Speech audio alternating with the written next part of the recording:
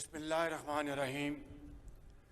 रब्बना ला तुआखिज़ना इन नसीना औ अख्ताना रब्बना वला तहमिल अलैना इसरन कमा हमलतहु अलल लज़ीना मिन क़ब्लिना रब्बना वला तुहम्मिलना मा ला ताक़त लना बिह वअफ़ु अन्ना वग़फ़िर लना वरहमना अंत मौलाना फंसुरना अलल क़ौमिल काफ़िरीन। सदक़ल्लाहु मौलाना अज़ीम। General Syed Asim Munir, Nishan Imtiaz, chief of the army staff, major general Iftikhar Hassan Chaudhry, commandant Pakistan military academy, graduating cadets, 151st PMA long course, 70 integrated course, and 25th lady cadet course, faculty members, distinguished guests, ladies and gentlemen, Assalamu alaikum. It is indeed a matter of great pleasure for me to witness the passing out parade this morning. I congratulate the cadets here today on reaching this important milestone in their careers and commend their outstanding display of skill, agility, and youthful exuberance. I also extend my felicitations to the passing out cadets from friendly countries including Qatar, Iraq, Bangladesh, and Nepal.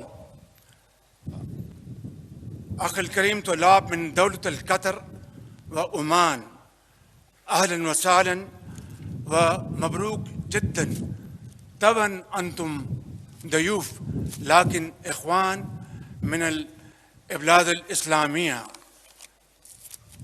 I also want to say, and as you all know, it is in our centuries-old tradition to welcome guests with open arms like part of the family, and within no time, strangers become friends for all times to come. My dear cadets, you have earned the honor of joining one of the finest armies in the world. Our armed forces are a symbol of valor, exemplary discipline, and unwavering commitment to the nation. Your journey here at this esteemed academy is only the continuation of a long legacy of your predecessors who crossed oceans in the defense of their faith and belief. Today, you have been transformed into the custodians of the vision of our great Qaid, Muhammad Ali Jinnah, and his golden principles of faith, unity, and discipline. So, wear this uniform with pride, for you are part of an elite service, adored by the nation and respected globally for its professionalism and courage. Let this be your driving force as you become the best of the best. Ladies and gentlemen, after a period of economic stagnation, Alhamdulillah, Pakistan is taking bold strides toward visible economic recovery.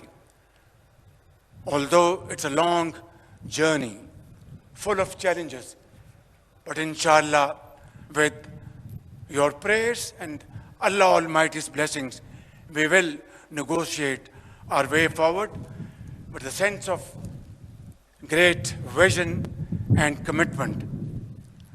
Our efforts are yielding results, achieving significant milestones in attracting foreign investment to key sectors such as mining, energy, agriculture, livestock, IT, and defense production. On the diplomatic front, we have reinvigorated old and time-tested friendships while building new partnerships to expand our global outreach.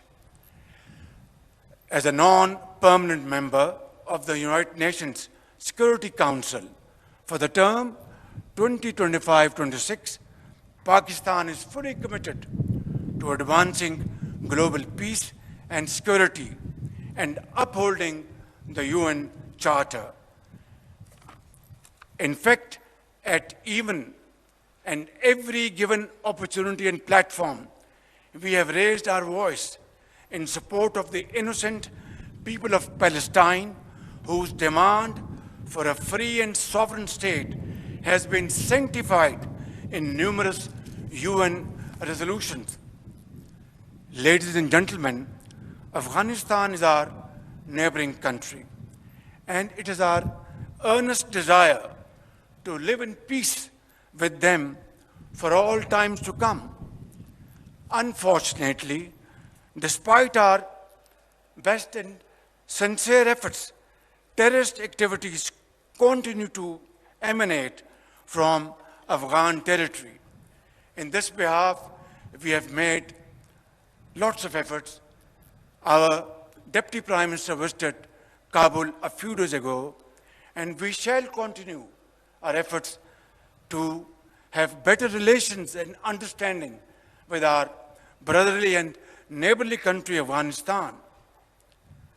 However, we have also delivered a strong and clear message to the interim Afghan government that while we desire peaceful neighborly relations with Kabul, this cannot happen so long as the Afghan soil is being used by Fitna al-Khawarij to attack Pakistanis and kill innocent brothers and sisters in Pakistan.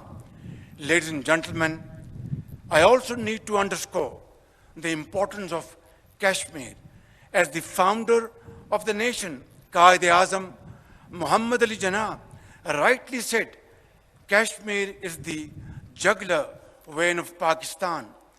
Unfortunately, this globally recognized dispute remains unresolved despite multiple UN resolutions. Let there be no doubt, Pakistan shall continue to support the right of self-determination of the Kashmiri people till they achieve their rights through their great struggle and sacrifices. Ladies and gentlemen, India's systemic persecution of its minorities, particularly Muslims and Sikhs, has become more pervasive over the years. It must accept full responsibility for its complete failure to protect the lives, dignity, and security of these oppressed communities. Pakistan, on the other hand, has always condemned terrorism in all its forms and manifestations. As the world's frontline state, that is Pakistan, against terrorism, we have endured immense loss with our 90,000 casualties and economic losses beyond imagination exceeding $600 billion. Who would understand this searing, excruciating pain better than we Pakistanis? Who has given more human sacrifices than Pakistan to counter terrorism? Which country of the world has suffered more economic losses than Pakistan to the tune of $600 $100 billion to fight and defeat terrorism. I think, ladies and gentlemen, there cannot be a more powerful manifestation of our commitment that we would not tolerate any kind of terrorism of any hue and color. And that has been demonstrated beyond any ray of doubt. On the contrary, our eastern neighbor continues a pattern of exploitation, leveling baseless allegations and false accusations without credible investigation or verifiable evidence.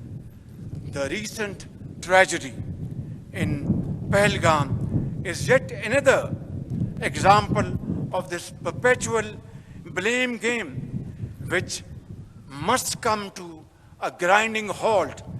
And now, continuing with its role as a responsible country, Pakistan is open to participate in any neutral, transparent, and credible investigation. Ladies and gentlemen, I must also mention here that water is a vital national interest of Pakistan, our lifeline. And for our 240 million people, let there be no doubt at all, its availability would be safeguarded at all cost and under all circumstances, inshallah.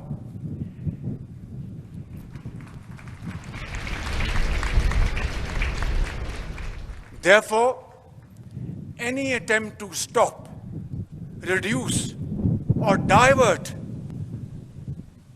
the flow of water belonging to Pakistan under the Indus Waters Treaty would be responded to with full force and might, and nobody should remain under any kind of false impression and confusion. Our valiant armed forces remain fully capable and prepared to defend the country's sovereignty and its territorial integrity against any misadventure, as clearly demonstrated by its measured yet resolute response to India's reckless incursion in February 2019. Therefore, I would like to make it clear in all humility, but with fullest confidence at my command, on behalf of the people of Pakistan and our armed forces, that nobody should make any mistake about it. Dear guests, this nation of 240 million people stands united by and behind our brave armed forces and ready to safeguard every inch of our homeland, Pakistan. And let this message be loud and clear for all and sundry. Peace is our preference, but must not be construed as our weakness. We will and we shall never compromise on our dignity and security of our beloved Pakistan. We also affirm Pakistan's unwavering commitment to playing a responsible and constructive role on the global stage.